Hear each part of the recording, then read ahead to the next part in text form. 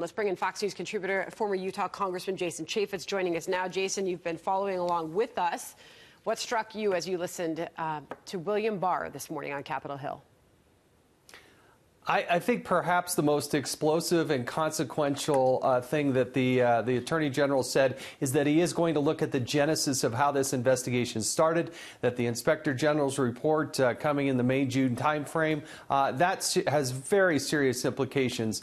Number two, I do think that the Democrats are going to try to muddy the waters. They've tried to undercut the legs of the Attorney General. I think he put that and dismissed that, put that to bed very adeptly. They tried to create this scene that says that the Attorney General went rogue and went off on his own. But obviously, there was collaboration with the Deputy Attorney General and the Attorney General in those discussions in the summary that was issued by the Attorney General. So that talking point from the Democrats, I think, is dead and off the charts now as well. You also found this comment about the inkling as to what the special counsel was up to. Why is that? We talked to Ken Starr about that 10 minutes ago. Why is that so important, Jason?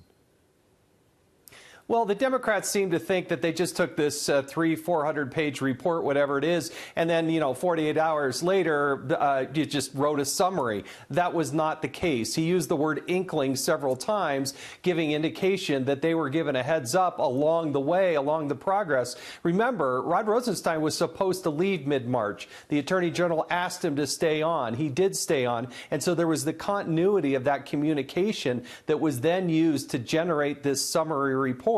And again, it totally undercuts what the Democrats have been trying to say, which is that this summary is bogus. They still want some salacious detail out of this thing, but I don't think they're ever going to get it. Just to follow up on that, he said the first letter, March 24th, that was the Sunday afternoon letter. He believes that was shared with Mueller's team. The next letter, 5 days later, March 29th, was not reviewed by Mueller's team. Does that tie into any sort of significance, Jason? Yeah, the idea that he was going to share the first letter with Mueller, Mueller refuses, says, I don't need to see it, I think shows that they have a good working relationship, a good confidence. And obviously, the Attorney General is not going to go out on a limb when he simultaneously is saying, I'm going to release as much of the full report as I possibly can. Democrats can try to beat their heads against the wall as long as they can and try to say that there's some little detail in there. But the bottom line is there's no more prosecutions, and there is nothing to their notion that they have been just barking on for 2 years that there was some sort of collusion with the Trump campaign. It just was never there.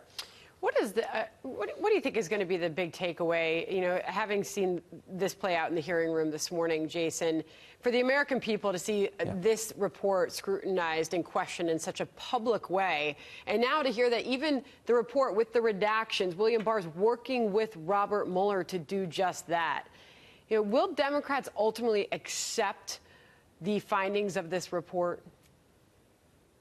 No, I don't think they will. But you know what? The United States of America is unique. We're different. We are self-critical. We go through these gyrations in this country, unlike most any other country on the planet, and it makes our process better. But at some point, I think the American people are going to take a deep breath and say the Democrats have been trying to sell us this collusion for 2 years. There was nothing to it. And even if Adam Schiff and Swalwell and the others want to try to say, oh, well, I've seen it, nobody else has. They don't even have a witness to it.